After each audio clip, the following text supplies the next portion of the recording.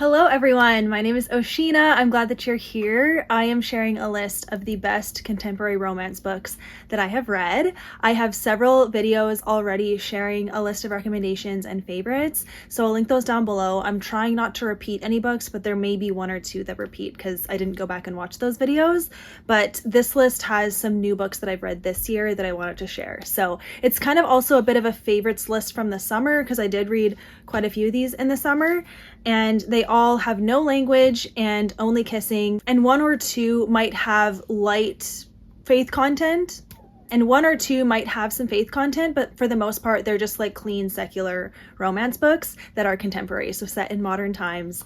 And a lot of them do have a summer theme to them, but you could read these at any time, and I just wanted to share some great contemporary romance books, so let's get into it. Number one that I think a lot of people will like is I do always get mixed up with this title, If All Else Sails. There's a lot of L's there. If All Else Sails by Emma St. Clair.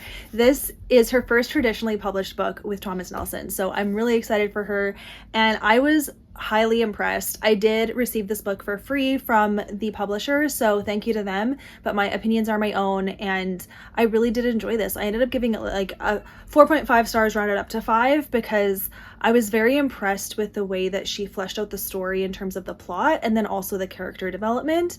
For a rom-com, this is so good and high on the comedy. Like, if you like witty banter about just kind of ridiculous things in such a fun kind of way, like it's very lighthearted, moments of depth as well when the characters had to really reckon with themselves or go through healing or just be honest about what they've been through and stuff like that. So I just really enjoyed this story. It is a brother's best friend, billionaire, and forced proximity story where this girl goes to stay at this guy's house. She thinks he's not going to be there, but he is there. He's also injured and she's a nurse, so she a little bit gets blackmailed into staying, or most of her brother says he'll pay her to stay basically, and she needs the money, so she's like, okay, I'll stay and nurse this guy back to health, but that's it. But of course they have a connection, and I really loved it. It's definitely lighthearted, but I thought the writing style was great, the chemistry was great, and just overall highly enjoyed this. It's obviously set in summer, like this is just such a summery cover.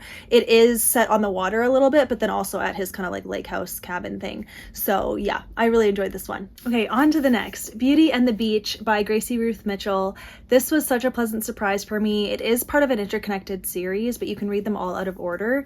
And I've read now 2 of them. This is the second one that I've read, and I have recommended the first one that I've read called Rebel Summer by Cindy Steele. Absolutely love that book, 5 stars. But I also love this book, 5 stars, just because it was so funny. It was exactly what I needed, and to me, there's reasons behind the way they treat each other. So it is a little bit of like enemies to lovers, but there was actually valid reasons, and they weren't actually mean to each other. They were just pulling pranks, but they were both equally doing it. So it's not like one character was more mean than the other.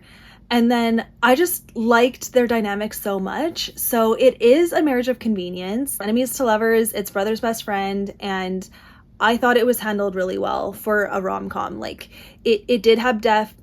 It had depth because there is a there's a grief thread all throughout this story, so beware of that. There's death of a friend and a sibling in it, and that is like really hard for the characters to work through, but they work through it together, and then they also like build a relationship. And yes, it's marriage of convenience, it's forced proximity, but it is fully clean. Like nothing like vulgar about it, which I really appreciated, but also was so funny. So I feel like I could enjoy each scene, even though maybe like suggestive things were happening. It felt safe in my opinion. So if you really need like clean romance, this has it. Like there's not even really much innuendo, which I really enjoyed. And yeah, I thought it was great. So I would recommend this one. Another 5-star for me is The Summer of You and Me by Denise Hunter. And I have seen mixed reviews for this book as more people are reading it. So take my review with a grain of salt, but I gave this 5 stars. I just really connected with the main character and the dynamic that she was thrust into. This girl and 2 brothers grew up together. She ends up with the older brother. They're married. They have a kid. It's like what it is. But then he joins the army and he does die during his service. So she leans on his younger brother and also her good friend, because they all grew up together, through that grief. They really lean on each other. And it's been 5 years since his death, and she's going back to his gravesite to kind of just pay homage. Is that what you say? Homage? She reconnects with his brother through that. And then there is a mystery that happens at the very beginning of the book that does kind of thrust her together with the younger brother. And they talk about their feelings, and they go through this situation where she's like, how do I honor my husband but also be true to my feelings, and is this okay? And I just thought all of her hesitations were so valid but also handled so well, and I just overall really enjoyed it. Like, it felt like a real story. It felt really realistic, which I liked. And I was just fully on board with this story, and I was really into it. I also was really interested in the mystery, so it worked for me. But I have seen other people not like that dynamic of like her going with the brother. So I understand, but for me, I loved it. Another 5-star, you guys already know, it's the one with the Kiss Cab by Cindy Steele. I don't remember if I've put this in a recommendation video like officially yet, but if you're looking for such a solid contemporary romance, this is it. It has the humor, but it also has the character development. And I just love the way this author took her time to build the story. Nothing is rushed, which I love. Like, you could argue like that at the beginning is rushed because she's on a date at a basketball game, but she's like in between two guys, and on one side is the date and it's going terribly. He's rude. She doesn't like him. And then on the other side is a stranger that she hasn't met yet, but he kind of like defends her against this sucky date, and he ends up like taking her out of the situation and like saving her. And they end up spending a bunch of hours in the night together, just kind of like going through different activities, kind of just helping her to recover from that sucky date, and just doing a few things before she's moving somewhere. I feel like it's to Boston or something. She ends up moving away for like a new job, or she's going to school or something like that. So there's low stakes and whatever. So you have that at the beginning, and then I think it's 3 or 4 years later, she goes back to the town where she met this guy, and she ends up working in the same building as him.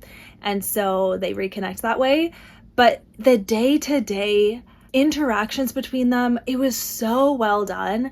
I loved every second of this book. And if you like, you know, the bits of banter and humor, but also I just felt for this girl. Like, she had a tough go of it, and she's trying to survive on her own and try not to need help, but he just wants to help her. And so she had to learn how to accept his help. He had to learn to like be confident in himself and stand up to his parents. And I just loved this story, and I think a lot of people would also love it, and I just highly recommend. Okay, another 5-star is Dear Henry Love Edith by Becca Kinzer. Now, this is like 2 or 3 years old at this point, and I have seen a lot of mixed reviews for it. When it first was released, I saw raving reviews. So I was like, whoa, what is this book? And then I read it, and I also loved it. So I was like, wow. But then after that, I have seen quite a few mixed reviews on this book. So I'll tell you the premise, and you can decide if it would be a good fit for you, but I loved it, to be honest. I was highly entertained. And this one has some light faith content, so we're getting into like more faith content here now.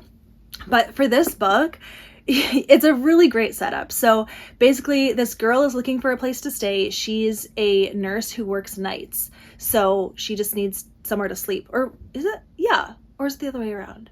One of them works nights. Okay, so the guy has this house, and his niece is friends with the girl and is like, oh, my uncle, he goes to bed super early and he won't bother you. Like, he has an extra room. You can just stay with him. He's old, so it doesn't matter. But the niece is like in her teens, and so he's old compared to her, but he's in his 30s, and so is this girl. But then the niece says to the uncle, she's like, hey, I have this girl, she's a widow, she just needs a place to stay, and she like works nights, so can she just stay in your room in the house? And he's like, yeah, sure, that's fine. So they both think that each other is elderly, but they're not, and they start like writing notes back and forth on the kitchen counter, and it's super cute. So it was silly, but it worked. I thought it worked. On top of that, the townspeople. This is classic small town. The townspeople were hilarious. They were ridiculous and dumb, but very funny. And there's a few scenes with them in it that I was laughing so hard. So I enjoyed this book. I thought it was great. I also really liked the kind of like last little bit and ending. I thought it was like different and unique, and I liked that. And there's only kissing in this book, so that is why I recommend it. There's a little bit of faith content as well, and I would recommend this. So you might like it, but some people didn't, so keep that in mind. Okay, another 5-star. I'm going to recommend The Roads We Follow by Nicole Deese. This is quite heavy on the faith content, so I'll just let you know that. And this is technically book 2 in a companion series. And I've seen a lot of people give the third book 5 stars, so I really hope that I'm one of them. But this is the second book, and I did give this 5 stars. And you can read these out of order, but I would say you could start with the first book. I just gave it 3 stars. It wasn't my favorite, and I wouldn't recommend it. That's why I don't recommend it here.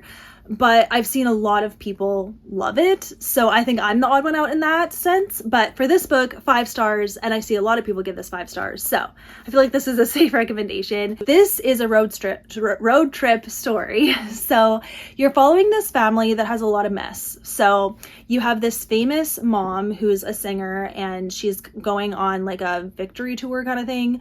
And she wants to bring her 3 daughters to like kind of bond with them. But each daughter has issues, and they haven't all gotten along for a long time. And you follow the youngest daughter, and she is like trying to figure out some things about the family. The bus driver they get to drive them across the country is the love interest to this girl. And when the romance bits were there, it was so on point. Like, it was adorable, and the moments between the characters was like swoony. But then everything else, there was so much depth and family just mess that the author was working through that I thought she handled so well. And I was very invested in the whole thing. And the ending was so good. I like teared up on the ending. It was so good. So yeah, the faith content, the romance, 5-star level for sure.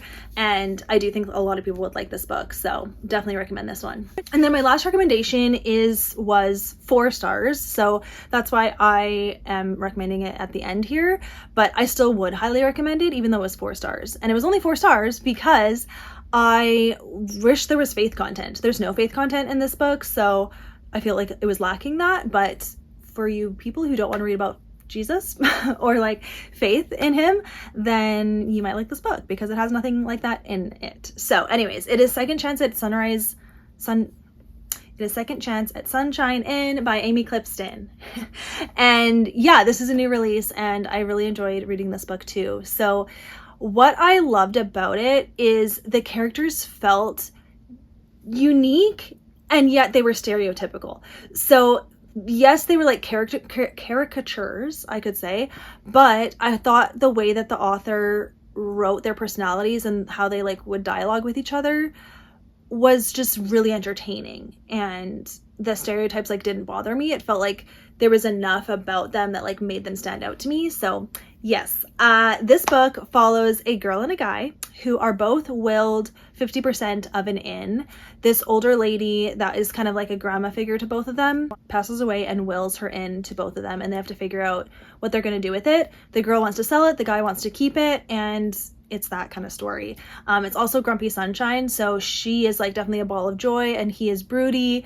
And yeah, they just have to figure out how to get along, and they don't get along at first, and yet they are civil to each other at the same time. And watching their relationship build into friendship and then more, I thought she did a great job with it, the author. And then there's a bunch of drama from other people, like from their family and exes and all of that, that bring drama, but they're like a team for the most part, and I really liked that. So yeah, I would recommend this, and I really enjoyed it for the most part, but I just wish there was more character development and that it was faith-based. So that's just me.